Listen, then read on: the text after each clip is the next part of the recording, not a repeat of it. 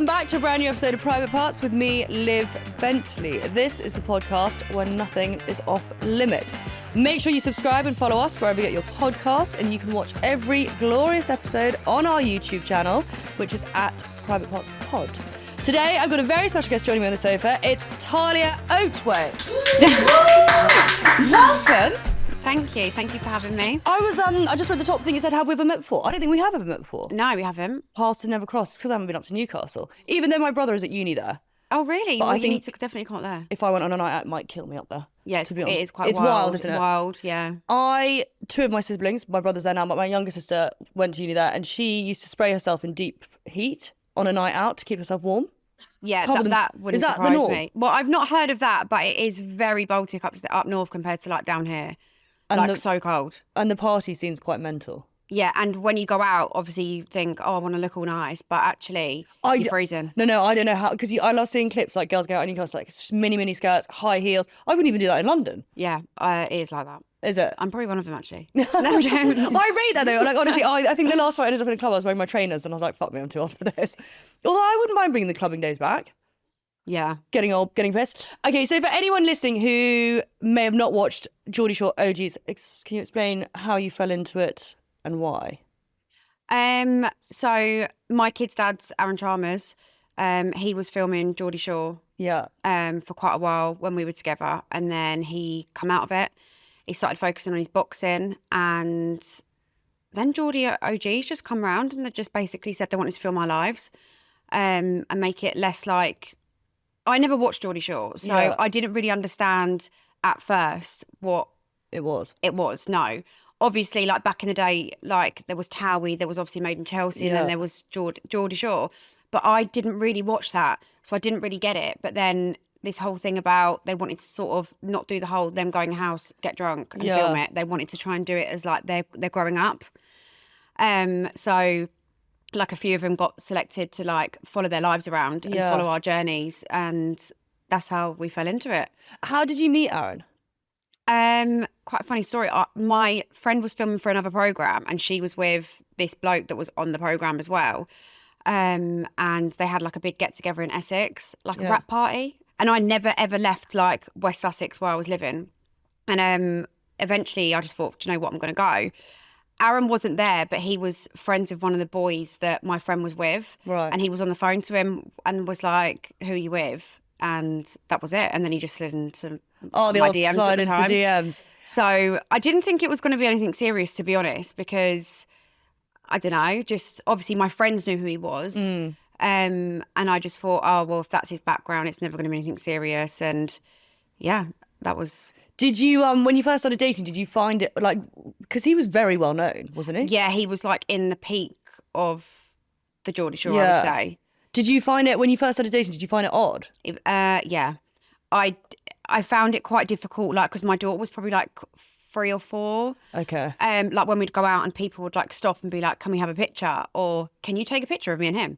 You know, like that. Rude. And yeah, and I felt, and obviously Sienna didn't have a clue what was going on. Yeah.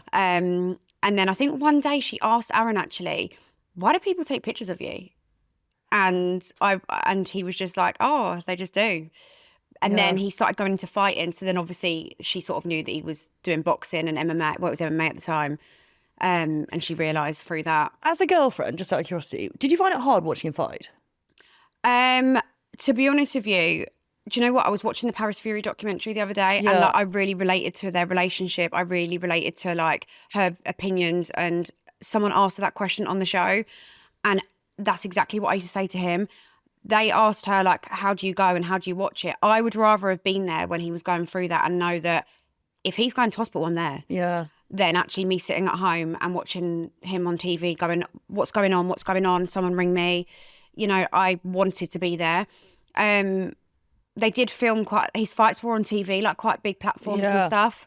So that bit I was a bit like, you know, it was a bit daunting for me. But it was a really tough like lifestyle, I would say. Like I don't know how you do it. I'm not like I don't know. I always admire, like, I've got mates who date sportsmen, and the dedication they have to dedicate to crazy. That. It's mental. To be the, like, woman in that picture, you have to be, like... You've got to make sure that, like, when they're emotions are up a height, when their like anxiety starts, you've got to be there. When you're meal prepping, I used to meal prep most of Aaron's food. Like everything had to be weighed. It had to be like, we did have a nutritionist that would say like, oh, this amount of carbs, this amount of protein. Yeah. Everything had to be weighed. Like, come on, if he couldn't be bothered to go to the gym, right, come on, you need to get up. Like, you know, that sort of stuff.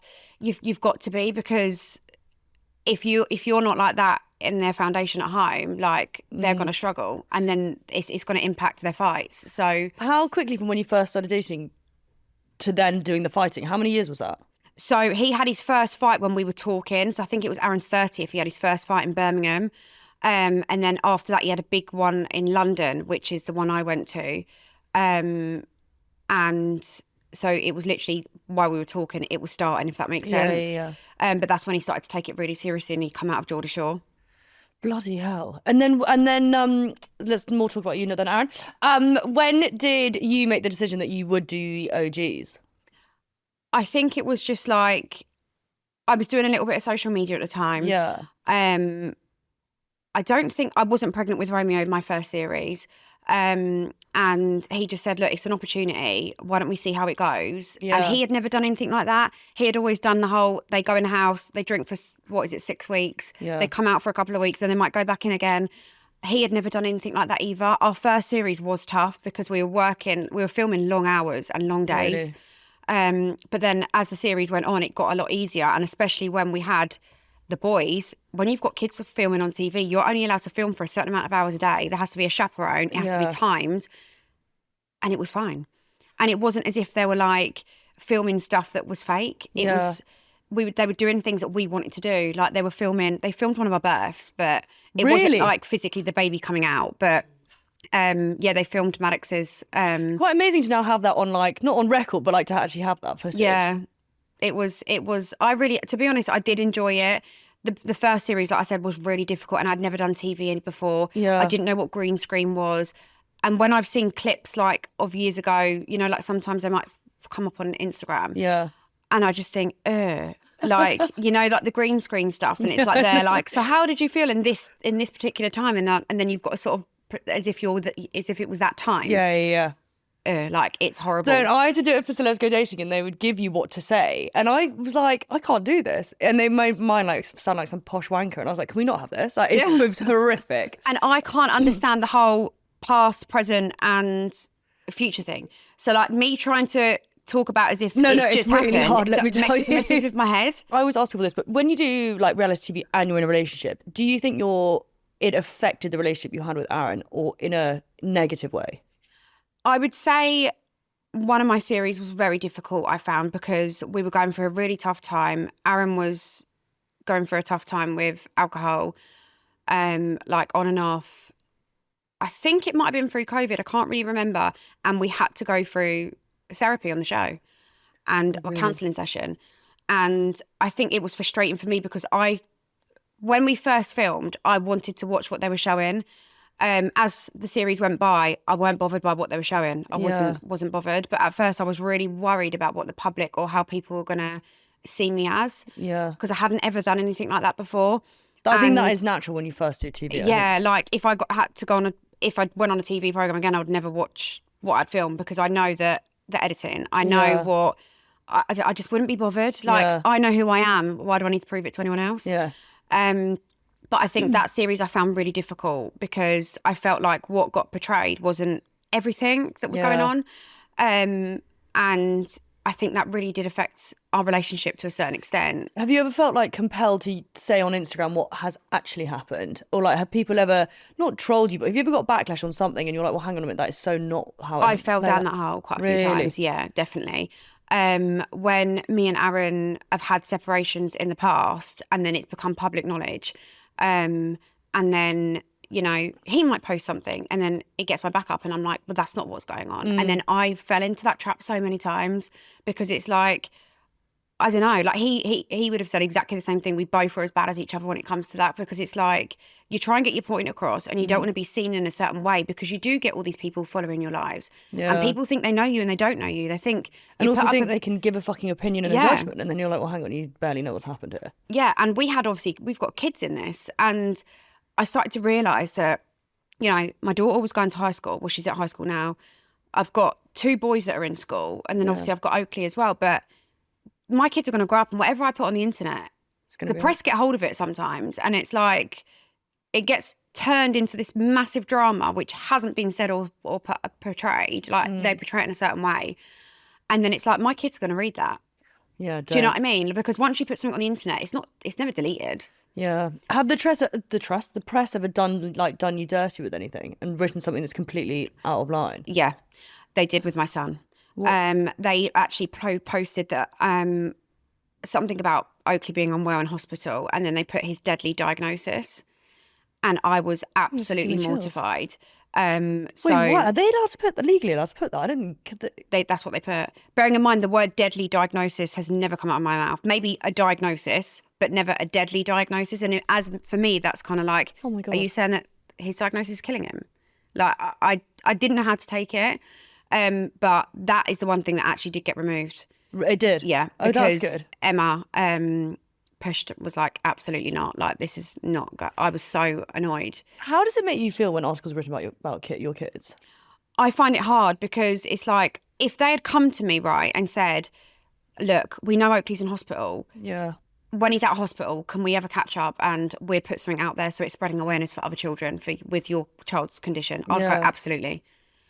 But the fact that they don't do that. And they use it as clickbait stuff. They do.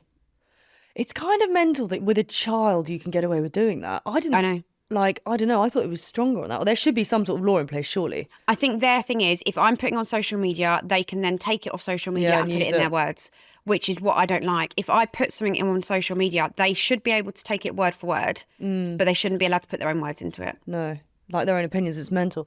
While we talk about it, can you explain what Oakley's condition is? It's quite a long story, but basically, a lot of people ask, did I know Oakley was disabled? The answer is no. Yeah. When I was pregnant, I had cancer cells in my cervix when I was young. Right. So I had like laser treatment. You know when you have like the jabs at school? Yeah. You must have had them when they've stopped them now, but the cervical cancer ones. Yeah. I kept getting like these cells, so they kept getting removed. So my cervix was very short. So with the 3 boys, they kept trying to give me a stitch, you know, like to your bed bound to hold the baby in. Oh my God. And I was like, absolutely not, because Aaron was training down south. I had the kids. We had bloody puppies, dogs. We had everything. And I was like, I can't do that.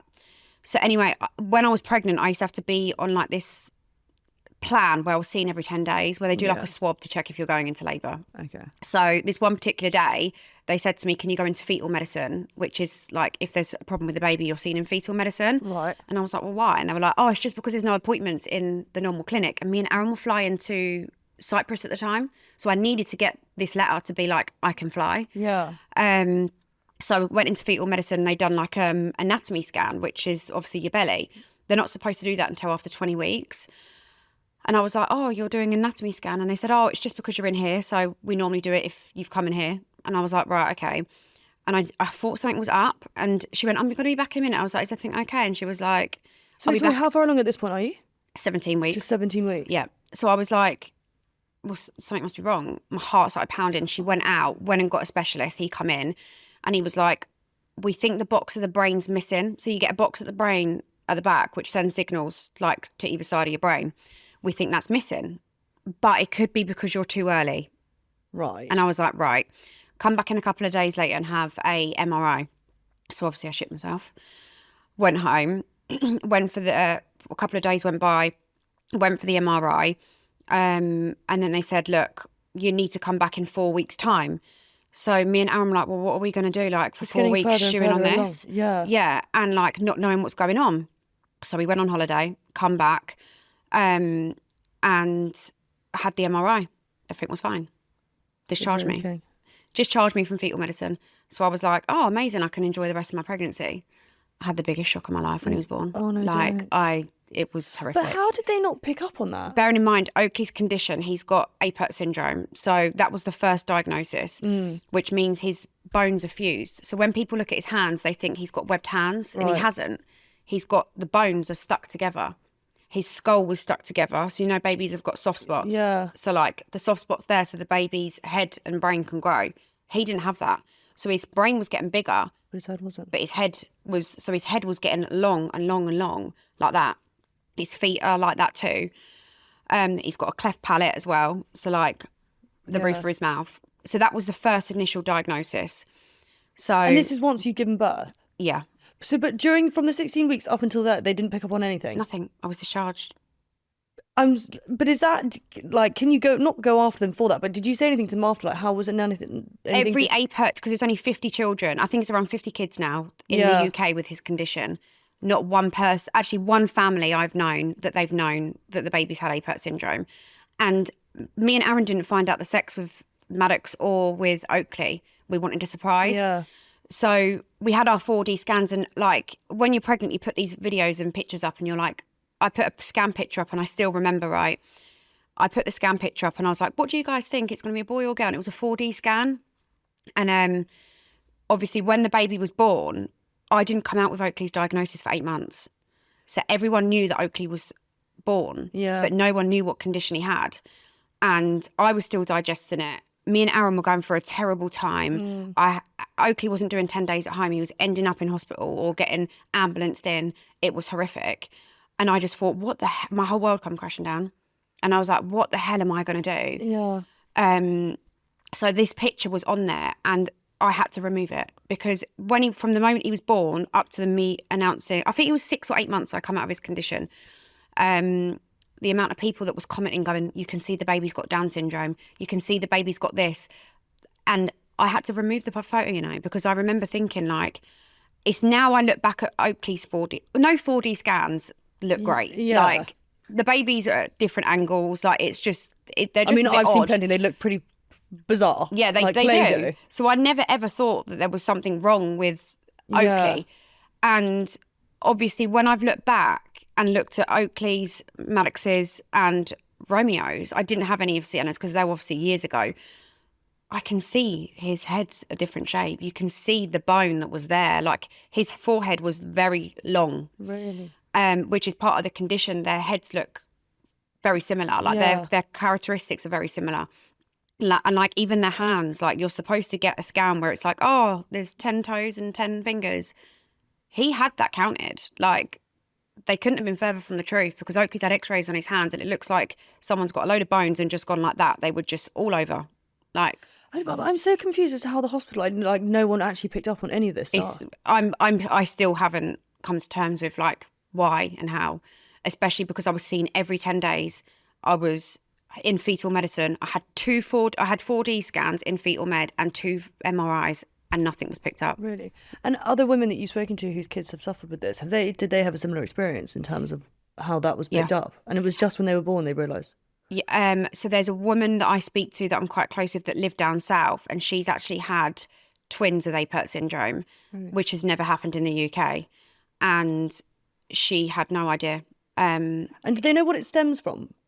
Apparently it's a genetic condition. So it's like the hospital said to me, the genetics team, it's like making a cake. Yeah. So you make a cake and you've forgotten the sugar. It will come out like a cake, but it won't taste like a cake. Right. So it's like genetics together. There's been something that's missing. Still made the baby, but there's been something that's missing. And it's not as if it's like genetic as in like Aaron carries a gene and I carry a gene. Yeah. It's just happened. But if Oakley has a baby, it will be with a woman without Apert syndrome. It'll be a 50-50 chance that he will have an Apert child. If he has a baby with an Apert woman, it'll be 100% an Apert child. Got you. And how is he like day to day? He suffers a lot. Like I'm not going to lie. Like he's a happy boy, but he's got like, he had a really, really bad fall where he nearly died. Not last year, the year before in Liverpool. He went for a routine Apert operation, which would sound crazy to you, but basically they pull the forehead off. They break it into pieces and try and stick it back together to try and give his brain room to grow outwards. Yeah. It was supposed to be a routine like operation for an Apert child, which is supposed to be a very big surgery, but because it's craniofacial, they're like taking the bone off the brain. And we were down there 7 weeks. He went into intensive care. He went into sepsis shock. He had meningitis. He had, I think it was a total of 5 surgeries in the end. And he's developed fluid on the brain now. So he's got a permanent drain in his brain. I'm so sorry. Yeah, it's just been like... How do you like hold it to like keep it together? Because you seem very not. I mean, you know, I don't know what goes on day to day, but like you seem very strong about it. I think you've just got no choice. Oh no, don't cry. Don't you make me cry. It's awful. Like it's just so sad. I think it's just anything with Oakley, like it just triggers everything. But this is the whole point. I wanted to do it because people don't see what actually goes on. They just see like a picture of him and like, oh, he's fine.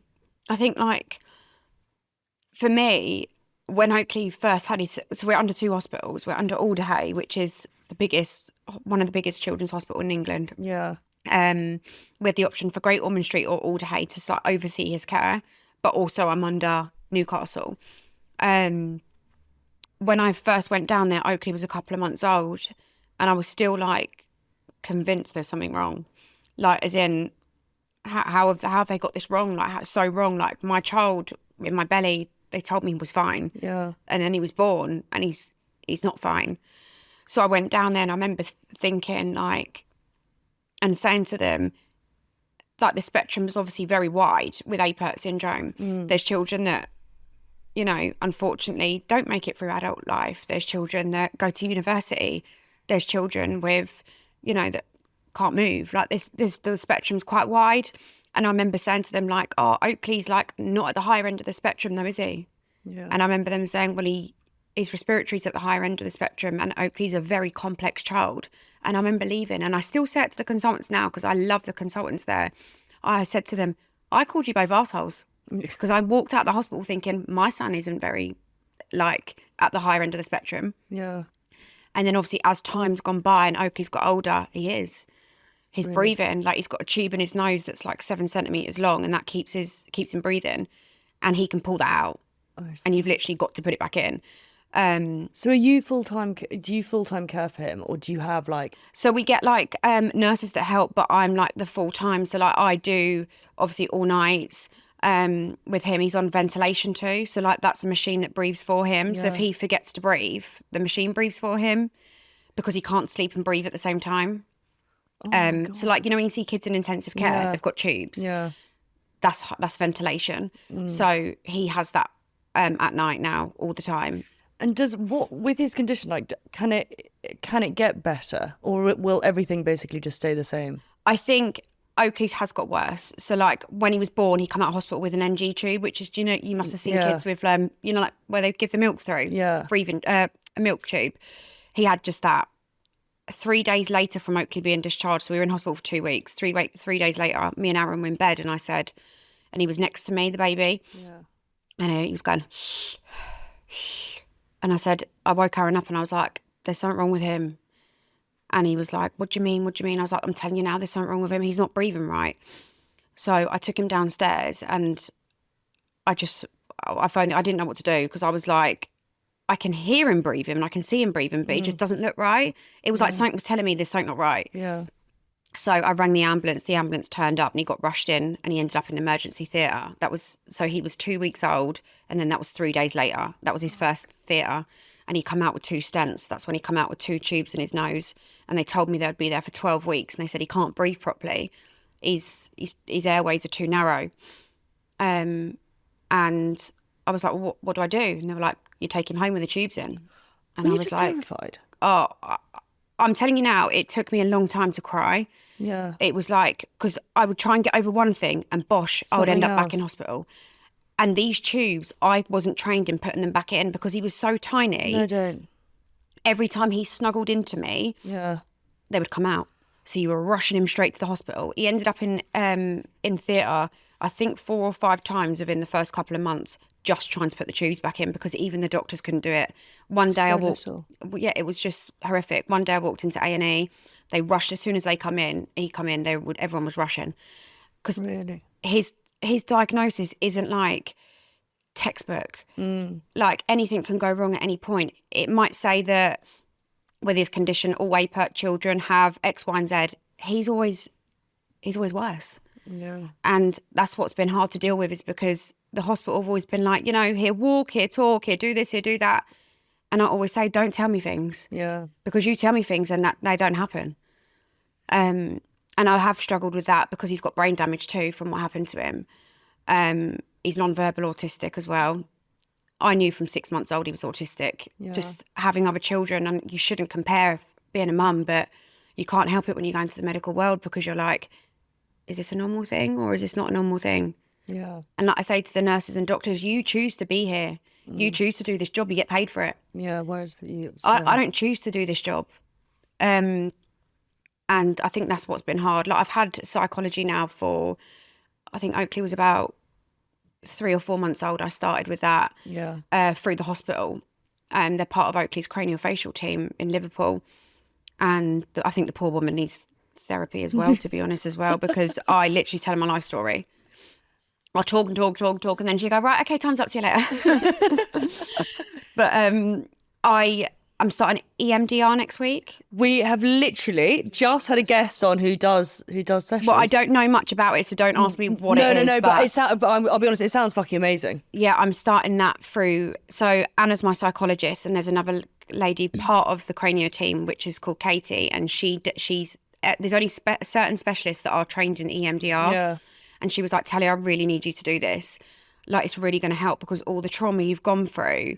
Can I say something? It's actually like even just like listening to you talk is so much. Don't know how you do it. It's like crazy. The shock to the system, and then also the fact that you have other kids as well that you've got to like look after. Yeah, I think that's what kills me is the guilt. But what do you feel? What guilt over that you give so much more time to Oakley? Yeah, and I think because like they don't get it, but they will get it. I think they'll get to an age where they do understand it, and I don't think they would want it any differently. I think like when Oakley's in hospital, like my daughter suffers quite a lot because she's older. So for her, she's like I think not last year, the year before when he was in for 7 weeks, she said to me, but you told me 5 days. And I'm like, I know I told you 5 days. But like, I didn't want to say to her when I was in Liverpool, your brother's dying. Like, I don't know what to do. My mum was amazing for it. My dad, like my mum and dad were like taking turns and like helping and stuff, but because they live in Brighton, you see, right. And I live in Newcastle. So, you know, my dad driving up it took him 9 hours before. Yeah. But like they've gone up and down Liverpool as well. And like my dad won't miss an operation if he's in Liverpool. My dad will take time off work and be there. Yeah. But I think it's just that the guilt eats me alive, I think, because you can't, there's nothing you can like, don't put it on yourself. Not that I'm in any position to give any remote advice, but I just think I feel like you've given yourself a hard time enough. Like, I think what it is, even if I didn't have a child with additional needs, when you've got more than one child, you feel like, oh, I'm not giving enough attention to that one, or this one's playing up and I need to do this more. You have that anyway, but then when I went into the medical world, it was like, wow. Like, it's another level of guilt of my other kids miss out, or like they couldn't just go on holiday. Do you know what I mean? Where before they could have. Yeah. Oakley would never ever, one, probably get insurance to go on holiday, and two, I'm just not there. As in, like, I'm comfortable for taking him away. That drain in his head can just stop working at any point. So if that stops working, you've basically got 4 hours. They've told me to be able to get him to hospital, to get the drain out, to put a new one in. But where I live in Newcastle, they haven't really been supportive with the neuro department there. And I would have to go to Liverpool. So I live in Newcastle. I need to get to Liverpool in 4 hours. And this is with a child that doesn't speak to me to say, Mum, my head hurts, or there's not really much signs. Like there's sickness and headaches. He can't tell me he's got a headache and he's got a sickness condition. So it's like, well, how do I know if it's not working or not? Do you find that like any remote sort of anything from him, you're suddenly like, this could be this or this could be that? Like, you just panic? 2 days ago, his CVS started. So he didn't have CVS before he had that meningitis. This is another thing that he's got because he developed meningitis. So he'd be sick. And when he's sick, he's constantly sick. But you've got to take that tube out, replace it, clean it and put it back in. Because if that blocks was sick, he can stop breathing. When he does it at night time, he's on home ventilation. So he's got a mask over his face, the tube in, and this is a child that vomits but can't sit up when he vomits or turn his head. So he gargles it, so he chokes, or he aspirates. So I panicked because in November I had to phone the ambulance, get him blue lighted in. He went into resus because they thought his shunt wasn't working because his sickness condition was that bad. He was in 8 litres of oxygen and couldn't breathe. Are you home alone with the kids? So I have like nurses that come in and out that will help, but at night time, obviously, I've got like, yeah, it's just you. Yeah. Bloody hell. So that's a lot. Yeah. Like, you're very brave. Would they ever be able to would he ever be able to live in a hospital? So he lived in hospital for 7 months once. Yeah. And it was a lot, but it would just be like cases where he's really unwell and then he ends up in hospital and then we're there, but not like physically live. You're there. Yeah. When you went into labour, what was that experience like? Because obviously you've had other kids, so you know what it's like, but were you just like, yeah, can you just explain to me what happened?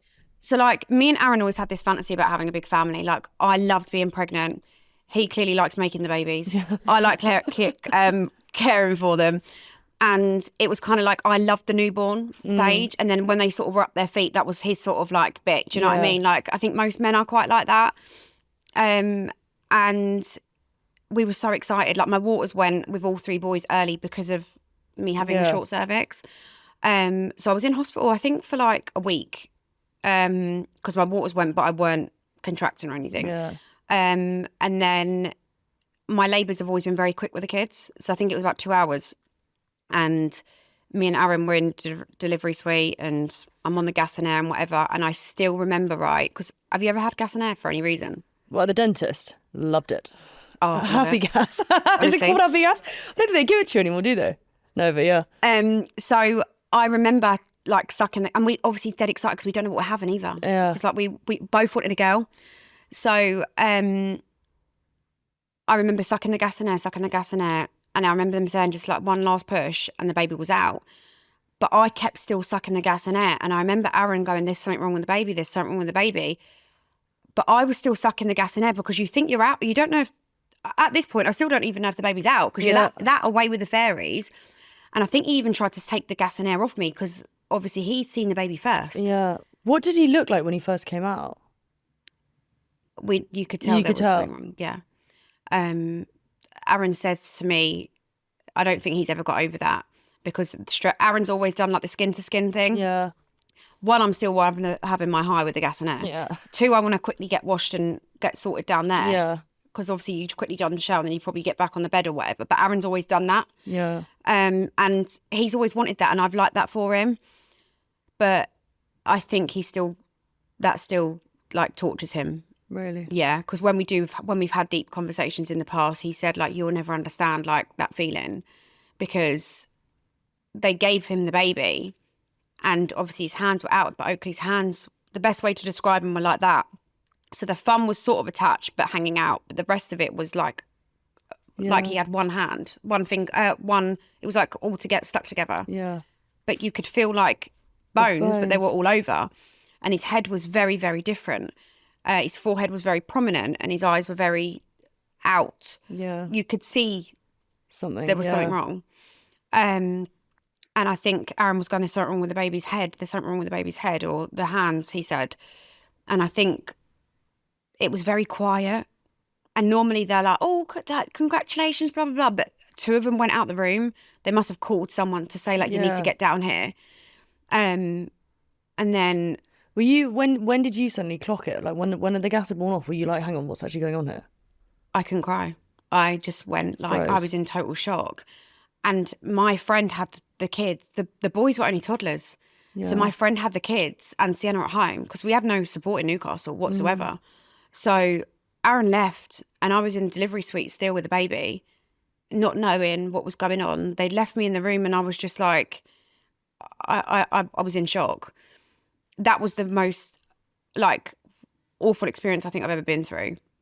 Because we've always loved the whole baby bubble. Like you get so excited to have that baby bubble again. And it was gone. Like I didn't have it. And Aaron left me in the hospital. And my mum still got the voice note on her phone of him saying like, you need to get up to Newcastle. There's something wrong with the baby.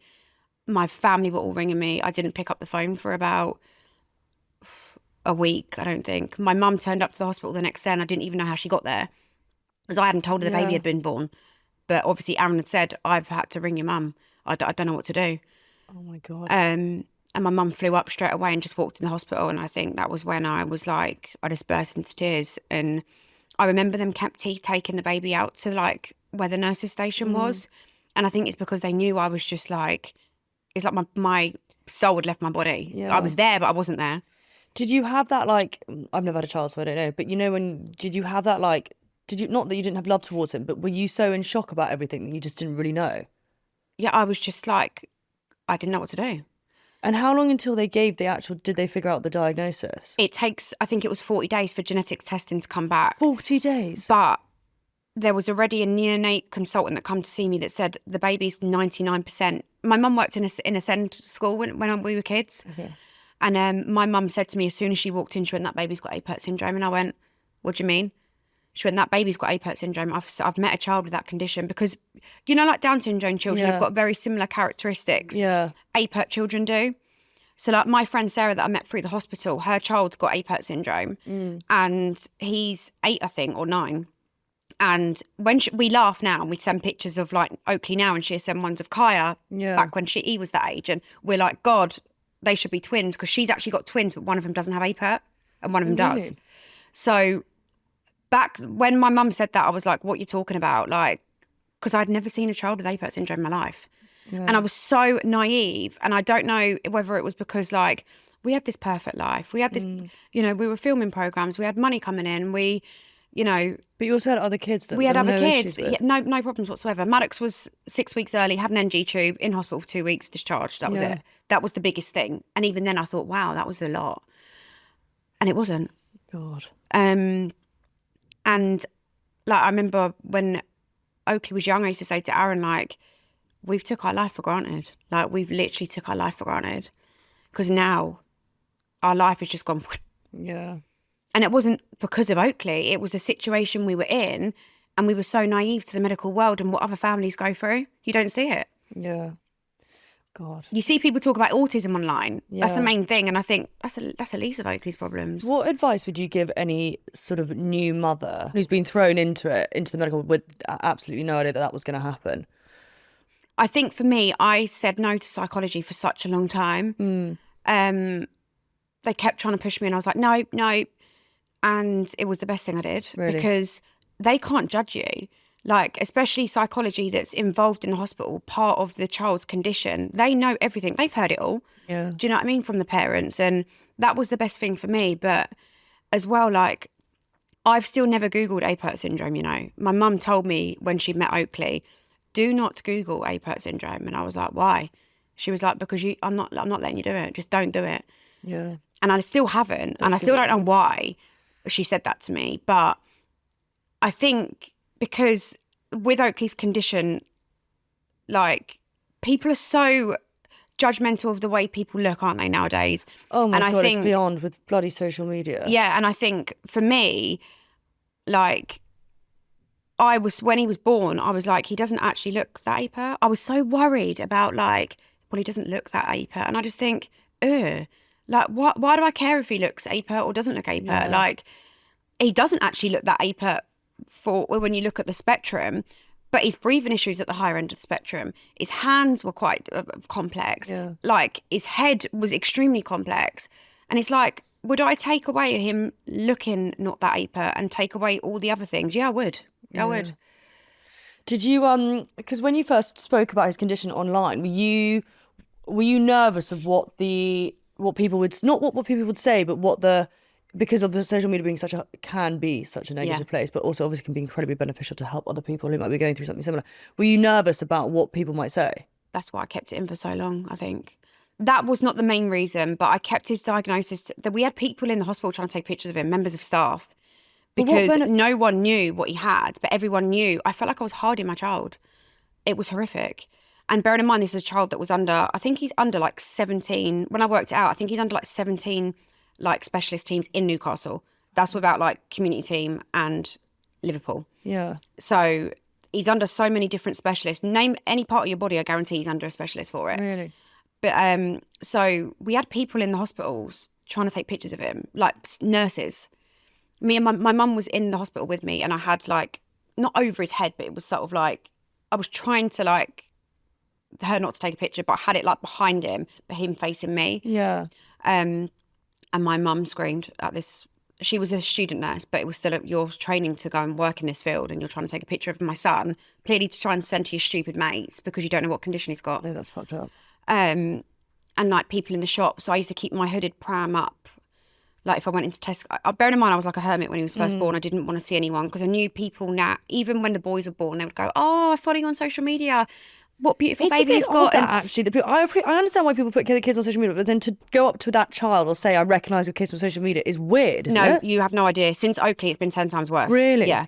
Because his condition, I think people notice him more. Where my other boys, they probably don't really notice us more. Maybe Maddox because he's Aaron's spit, but like they wouldn't see Romeo maybe. Or I don't know, I think it's just because Oakley, they sort of see his face and actually remember his face. Yeah. And I think, I remember being petrified of what people thought, and that's awful. And I don't feel guilty for it now because I don't think you should feel guilty because it's an unknown thing, isn't it? Like, fuck knows what, you have no idea what people would say or think. Well, I just think, do you know when Romeo was born, right? Romeo, like, people used to message and be like, Romeo's head looks big, or this and this is a problem. It's extraordinary that people feel the need to comment on a child. Like, I'm not being funny, but that's the level of how fucked up social media is a little bit. People do criticise your children, like, and, it's probably my fault because I show my kids, but if I didn't show my kids or, like, show the reality of how I'm living with Oakley's condition, like, I've helped so many people, like, with Oakley's condition because there isn't a lot of people, and it's like a little community. Like, also, you know what? It takes one person to go through this to then know that you have, and like just to know that it's going to be all over the world, though. Yeah. Like, I'm getting people from America, from like Australia, like you name it. There's been countries where they've messaged and found my account because I obviously do the hashtag Apert Syndrome, and people will need that. Yeah, but that's amazing, and they need that help. But it's so, I don't know. It's so fascinating. I find it not fascinating, but just so mental that people take Instagram for, I don't know, to use it in a way that's not nice about kids. You would never get I don't know, just a normal person start writing. I can't comprehend it, to be honest with you. And I've never wanted to write on someone's picture or message someone being like... No, I think you have to live a sad little life if you're someone who does that. 100%. And I think they think that we're not normal people because we've got a following. Big wow. Yeah. Like, we still have feelings. We still like... Just because we show certain clips on our social media, that isn't our full life. You see 15 seconds on a story and you think, oh, that's their life. No, it's not. It's, Do you, how, with your and Aaron's relationship, has it got stronger because of Oakley, or did it really change it?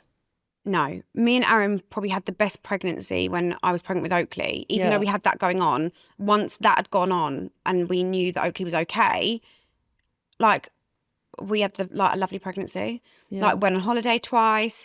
Like, we were enjoying the babies being babies because the boys are only 12 months and 8 days apart, the two boys. That's close. Like Romeo and Maddox. Yeah. So I would literally fell pregnant straight away. And it was a really nice pregnancy. Like, I couldn't wait for the baby to be there to make it even more happier to have that baby bubble. Yeah. And when Oakley was born, like, Aaron was amazing when... Like, I remember him going home and texting me and being like, look, no matter what, like, here, make us even stronger. We'll get through this and blah, blah, blah. And I remember thinking, like, it was like a weight had been lifted because I was panicking the way he was feeling because it was like Oakley was born. Yeah. He had to leave to go to see to the kids. And I was left in the hospital, but we had no conversation. Yeah. And it was kind of like, I don't know how he's feeling. He didn't know how I was feeling. Both probably in complete shock. Yeah, like, it was just the most weirdest experience I've ever had. Yeah. And then I think when Oakley was about 3 months old, we were obviously having like community nurses in, like dietitians in. My baby was constantly being sick. He was always in the hospital. He was ending up in theatre. And it was just like a revolving door all the time. It caused... And Aaron was one of those people, right, where he wouldn't want someone just turning up to the house. Yeah. Like, oh, should I come in for a coffee? I was just driving past. He would not have that. Yeah. Like, that was a no-go. Like, we never really had people around for dinner. It was kind of like, I don't know, his home is like his private space. Yeah. And I think it was because he is well known in Newcastle, we couldn't go anywhere really without someone trying to get their phone out sneakily or be highly fucking irritating. Be weird, yeah. And that was his safe place. So then to then have loads of people in our house. Yeah. I mean, Jesse, do you not remember when we were filming what he was like? He was like a lunatic, wasn't he, with people in our house? Like, And camera crews are a fucking liberty. yeah, like, Jess, and obviously the first I've series... had to have my house redone because of them. The first series we had, I'm not even joking, there was like, I'm not even joking, like 15 people in my house. No, like, it actually gives me anxiety like thinking about it. If I'm runners totally and, honest. like... Eating their fucking snacks and it's always at the wrong moment. Yeah, and like we had like this weird flooring that was like marble that if you walked on it, it was showing your footprint. Like it was just so stupid. Like this flooring that we had. He's laughing because he probably remembers it. And like I would be walking around like with a mop, like no, I'm not joking. Like really bad OCD. Everything had to be in certain places and stuff like that. And I'm quite like that anyway. Yeah. So we were very house proud. And I think going from having no one really in our house, apart from if we were filming at the time. Yeah. But obviously I didn't film my pregnancy with Oakley or anything like that. It was before that.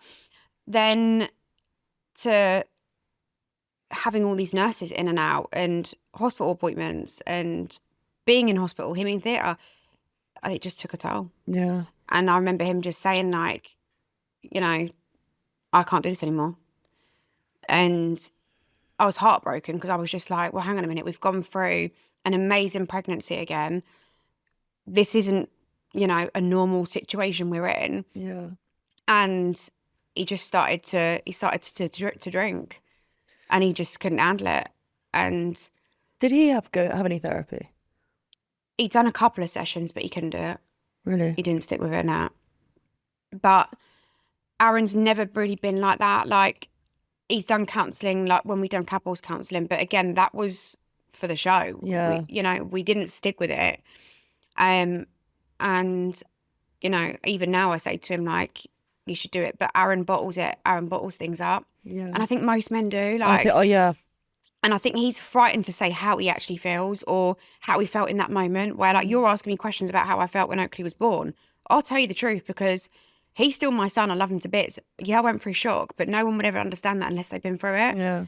Where I think with a man, it is very different. Yeah. No, like, I he think... probably feels ashamed that he probably can't say how he felt or, you know, I do think that's a huge thing. But yeah, it was just too much. He couldn't deal with it. And how long after Oakley was born did that happen? I think he was about 3 months. Really? Mm. And how old's Oakley now? He'd be 4 in August. Oh my God. Yeah. And so so did you guys break up? So yeah, it just got really like awkward in the house. I can understand because it was like he didn't give me a reason. Yeah. For a long time.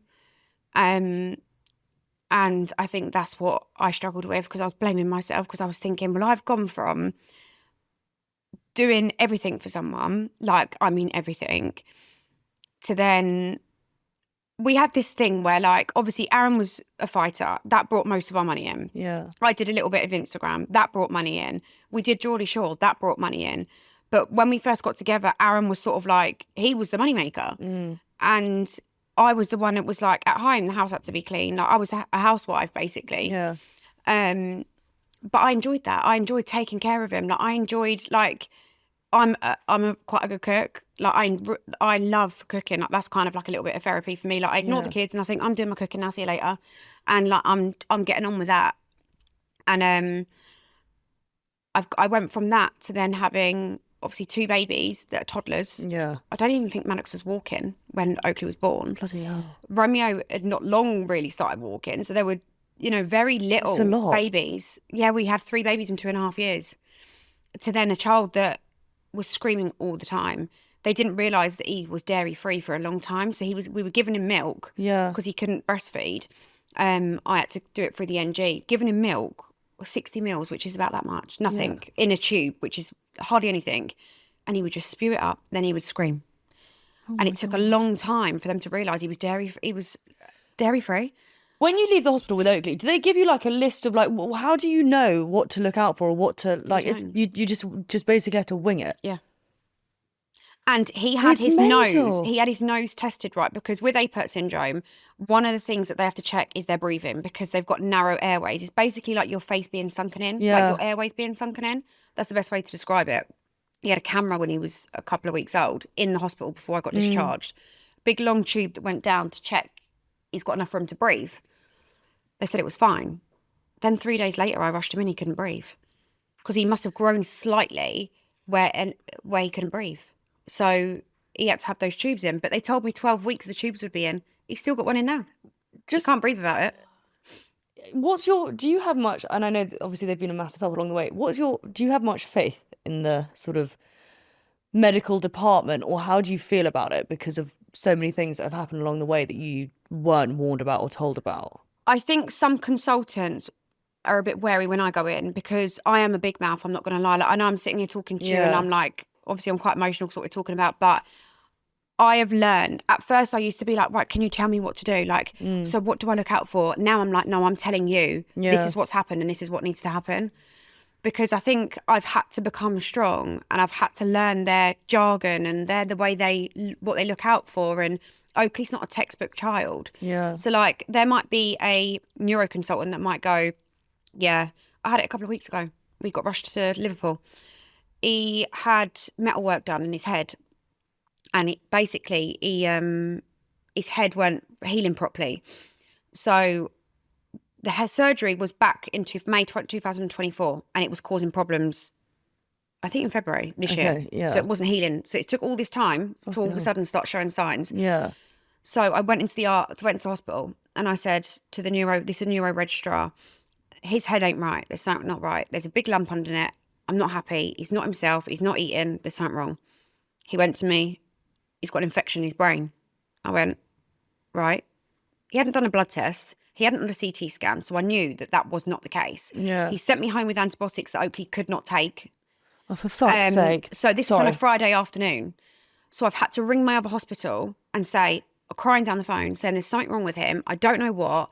He's not right. They've told me he's got an infection in his brain and I'm flapping because the last infection he had in his brain, he nearly died.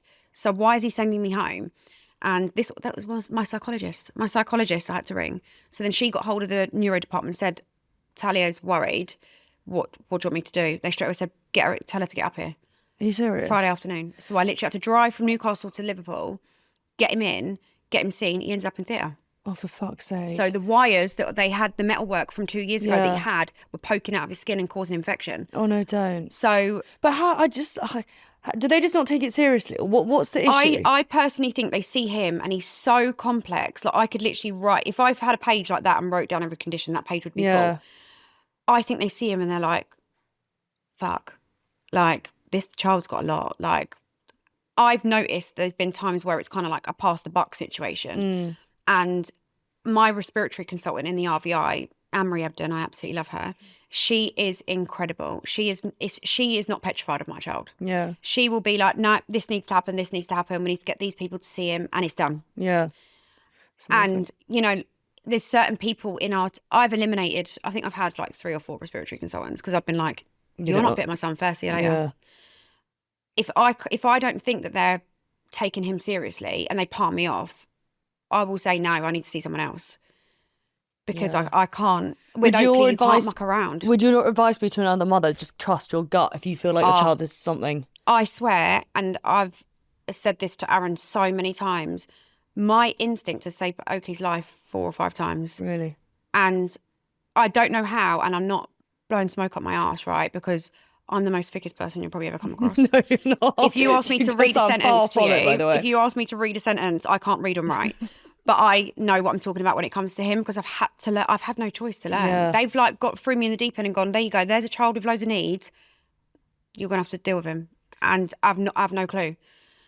Like he's on obviously a lot of machines. I've had to learn everything. Yeah. But even like research, I've had to sit and try and read, and I can't read, and understand and be like. I had a conversation with his gastro consultant a couple of months back. This is before he got diagnosed with a sickness condition. Went into hospital. He kept getting in and out of hospital because he had this sickness. He kept saying it was reflux. I was going, it's not reflux. Not reflux. So anyway, I got transferred to the gastro team and we had a meeting and I said, my son's got CVS. And he went, well, how do you know? So I said, well, he's had meningitis. He's autistic. Again, that can come hand in hand. I said, the cycles, I know when they're going to happen, as in how long they're going to last. Explained all these details. He went, he's got CVS. I've had to do it because otherwise people will literally just write down and go, well, yeah, well, we'll just see how we go. See you in 6 months. I can't have that. Yeah. Like I've got a child that does not speak to me. Yeah. I mean, it's just, yeah. And he's so unpredictable. He could be fine one day. Well, this is what I was going to say. Like, do you sort of like, is it just every day as it comes? Or can they, is there any sort of like progress report on anything that will suddenly, like, will he have the sickness disease forever? It's uncurable. It's uncurable. Yeah. And when Oakley was born, I was naive and thought Apert was curable. Yeah. It's not. Meningitis, obviously, that was curable, but he's got repercussions of that. He's got brain damage now. He's got CVS. He's got hydrocephalus, which is fluid in the brain. These are all things that aren't curable. So it's like, and he's had 20 surgeries. He's 3.5. No, it's crazy. 20. And I know I shouldn't be counting, but I'm like, no, you should be proud of it, son. Like, I keep saying that, and I say it to the kids. I'm like, he needs to. How can I be negative about it? I've got to try and turn it around. Yeah. Because if I say to the kids that, the baby's going down for another surgery again, like, obviously this is any anaesthetic anyone has is dangerous. Yeah. But with a child that can't breathe properly and sleep at the same time is extremely dangerous. And with his shunt, it's extremely dangerous. Like, there's so many different things with Apert syndrome that are so complex. Yeah. It's crazy. But I have to say to the kids, like he's on a list for another 2 surgeries that are coming up. That's just in the next couple of months. Oh my God. And it's like, you have to turn it into a positive and make the kids look like he's embracing it, because how can I make it how I actually feel? I can't show them that. Can you show anyone that side of you though? Like, do you feel comfortable enough with anyone, maybe your therapist, that you can like let your guard down a bit with it? I would say my friend Sarah, who's the little boy's got Apert syndrome, who's a lot older than Oakley. But even now, some days I have proper breakdowns, where I'm like, I'm not surprised. What the fucking fuck? Like, I sit there and I'm like, what? And then some days I'm like, come on, we've cracked another day, bedtime, and breathe. They're in bed, everyone's fine. We've managed today. Yeah. But, Sarah, I tell her everything. Like, I'm not embarrassed to say how I feel or nothing. And she's like, Talia, I've been there. Like, I know. But she says to me all the time, I'm worried about you, that there's going to be a time where you're going to burn and crash. Because Sarah did hit a certain stage when Kai was young where it hit her. It hasn't hit me yet. And my psychologist says to me, it's because Oakley's not give you a chance to have even a couple of months where there's no hospital trips, no operations, no drama, no life-threatening things going on. Yeah. You've not had that yet. And she said, when that does happen, that's when I'm going to be worried about you. It's a lot, isn't it? So I think that's why they're trying to get this EMDR in for me as well, because hopefully it will try and take away some of the things that have happened. But then, like I say to my psychologist, but then he's going to do it to me again. Oh my God. Do you know what I mean? Yeah. No, I do. I mean, you're incredibly brave. Just so you know that. I do think it's a shame though, that like, I know I show my life online, right? And I could probably name 2 or 3 people that have got big followings that show the reality of having a child with additional needs. And there's not a lot. I think, it's a hard... And it's therapy for me, when to people see other say people, to me, when people say to me, why do you show your life online like that? Like, do you do it for sympathy? And I'm like, no, but it's therapy for me that I'm getting it out there, and then people are going, do you know what? I've been through that and I felt like and helping. I think the help that you'll be doing I just think of other mothers who probably are in a similar position and going, oh my God, what the fuck? Yeah. And just don't know what the fuck to do. They do. I know, I think it would so massively help. Yeah, I don't know, it's probably, I'm trying to think who I can think of, it's not who think of, but why certain people would want to be more protective. I would imagine, sadly, a lot of people, how you were saying in the beginning, would be nervous of what people would say. Oh, I was. So like, you asked me that question, I still probably haven't answered it, but like, why didn't I sort of like show, like, why did it take me so long? Mine was that, one, I was afraid of the public's opinion, which is toxic really for me to even think that, but it's true, because you've been on TV, oh my God, they're ruthless. Yeah, so like, I was scared, because I thought, I'm not in the right frame of mind, I'm gonna end up killing someone, me. Because I'm going to say, you say something about my kid and I'm going to explode. I don't blame you though, I'd have gone fucking hard at them. Do you know what I mean? So like, I didn't want to put myself in I'm in a vulnerable position as it is at this point. Am I going to do that yet? No. Yeah. Then my other thing was, I haven't dealt with this. Like, people are going to ask me questions like, how did this happen? Like, was this a birth trauma? Like, why did this happen? And I don't know the answers. And I didn't want to know the answers at this point. I was literally trying to survive each day before I thought, how can I even come out with this? Did you suddenly look back at your... hole. Yeah. No, I was going to ask, did you suddenly look back at your pregnancy and think of any small thing that you may have done that could have done something? That went through my head like you wouldn't believe. Really? Until Alder Hay proper sat me down and said, Talia, you have not done nothing. Aaron has not done nothing. Yeah. Children are born with conditions and the parents are so fit and healthy. Like, I trained through my pregnancies and that, you know, like, I love the gym. We ate so healthy. Like, me and Aaron struggled to fall pregnant with Romeo. Like, we had miscarriages and stuff, which I've not actually spoke about before. Like, we were so, like, healthy. Like, we had healthy lifestyles. Like, I wasn't a drinker. Like, I'd never, ever have been really. Like, the odd occasion. But even then, like, alcohol makes me feel like I'm going to throw up. So, like, I just think I can't be arsed. I like getting dressed up and having a pitch done, but I don't like drinking. Yeah. So you might just never leave the house. Yeah. So, like, for me, I blame myself a lot, you know, because I used to think, what have I done? And then I started going down the whole, our lives were too perfect. That was why. No, you can't think like that. And then it wasn't until obviously I've had psychology and I've spoke to specialists that I'm like, anyone can just have a child that have additional needs and it's not no one's fault. Yeah. And now I'm like, even if it was someone's fault, like, I love him to fucking bits. Like, he's my child. Do you know what I mean? But I think that was what I was worried about, was people thinking like, because obviously children do have conditions that are from birth traumas. Yeah. And, you know, there's quite a lot of conditions that do that. And I was worried that people might have thought that and did anyone know think the that? answers. Yeah. Yeah, people did think that I had a bad birth, and that was why. My birth was 2 hours and he was out, like, not a problem. It was, he was obviously growing. Yeah. Like, he had that from day one. But yeah, that was, I dug myself in such a hole that I was like, driving yourself mad. What do I do now? Like, because I was trying to do things with Oakley was in hospital for, like I said, for 7 months, but I was trying to, like, even people coming onto the ward, there was families on the ward that were looking and noticing, and, you know, like, I was frightened. We were in a room. I had to be put in a room because I was like, people are trying to get pictures of my child. They're in there with their sick children, like, their children that are really unwell. My child's not well.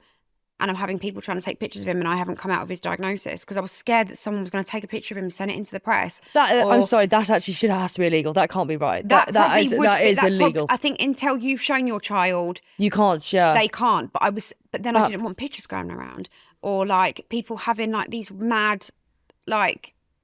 I'll be honest, it's scary enough with what you were going through to then actually that be another concern, is someone trying to release a photo of your own baby. Do you know what I mean? I was like hiding my life, yeah.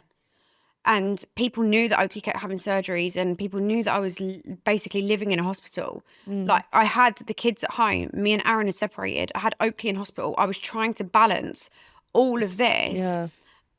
And it was so hard. Like, I look back now and I think, I don't know how I survived that. I think it was, my psychologist said it was like fright or flight or something it's called. Flight, fright or fawn. Yeah, and it's like... There's two more other ones that we should remember, but I can't think what the fuck they were. And she was like, you were living in this constant. Yeah. And even now, like she said, you've not had a chance to have like a... Yeah. I hope that happens soon, though. That you can just take a breath with it all. Well, I decided I didn't want any surgeries this year, but then he's ended up with another 2 so far. He's got another one because of the sickness. He's got to have something else done. And then he's got to have, because one hand's had surgeries on, so he's actually got 5 fingers on one hand now. Right. Where some Apert kids don't get 5. Some might get 3. Yeah. He's managed to get 5, but he'll never amazing. be able to bend his hands like us. His hands will be permanently straight. He hasn't got knuckles. Is he in pain? I don't know. That's another thing that I was always worried, that having a child with additional needs, and then I used to say to Sarah all the time, I know he's autistic. And because it used to be him rubbing in his cot constantly.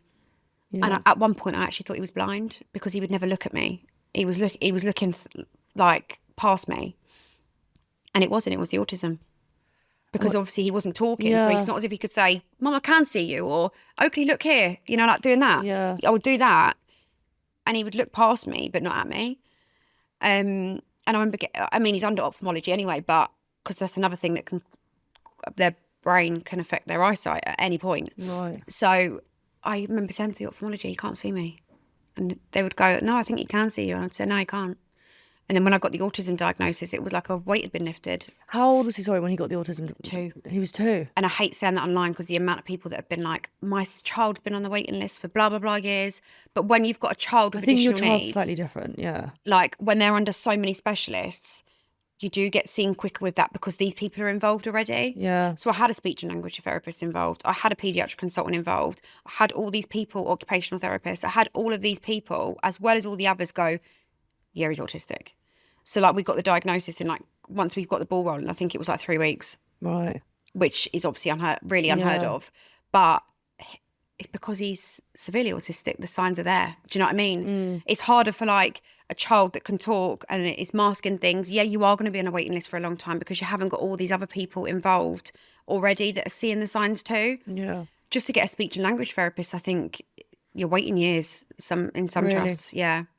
Do you ever, because of social media, just another question, do you ever get other people, like medical people, commenting on things that you post with what they think? Yeah, all the time. Really? Yeah, which is nice actually, because they're like, I think some people look at my life and think, is this actually real? Do you know if someone actually filmed my life now? Yeah. I think people would actually be gobsmacked at my life. What you have to go through every day. Yeah, I think they would actually be gobsmacked at situations that Oakley gets put in, that I get put in, that the family get put in. I think they would be gobsmacked because I post online, but then actually living it is completely different, or seeing it with your own eyes. So when people do comment that are specialists, they are like, yeah, you know, I've seen this all over, or people DM more like DM me because I feel like they don't want to be seen that they're doing it and they work for the NHS. And is it generally helpful stuff, or is it helpful stuff? So like a couple of weeks back, something silly, like one of Oakley's medications are like really hard to get hold of. I think it might be because of the whole war thing. Yeah. And I put it up saying, is anyone having any problems with trying to find domperidone? And I had loads of people saying, yes, yes, yes. And I need this medication because otherwise he'll start vomiting again. Yeah. And there was a specialist that messaged me and she was like, oh, I'm a nurse at blah, blah, blah hospital. We've had trouble. Try this medication. It's similar with this dose. So I went to my GP and said this and straight away they sorted it. So it's like, it is really helpful. Yeah. That is good that you actually can reach that many people like that.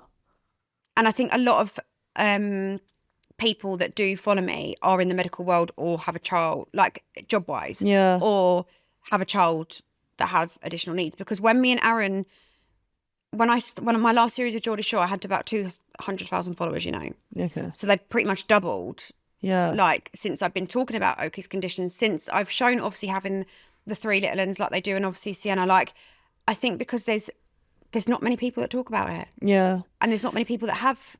Can I ask you something? Do you ever get time for just you? Like, do you ever have a moment in the day where you're like, okay, I can have half an hour to myself? I'm not going to lie, this is the first time I've done something like this in a very, very long time. Really? Yeah. Because even for Oakley, like, it's very difficult for me to have someone to have Oakley. Yeah. Very difficult. Because I've got to be very experienced and trained. And like, you know, at home, I go to the gym. That's my thing. Yeah. So in the morning, I make sure I go to my PT 3 times a week, and then I go David Lloyd twice as well. But like as soon as I get up, I drop the kids, gym, go home, do everything that I need to do for Oakley, work, do dinner, go and pick the kids up, dinner, bath, bed.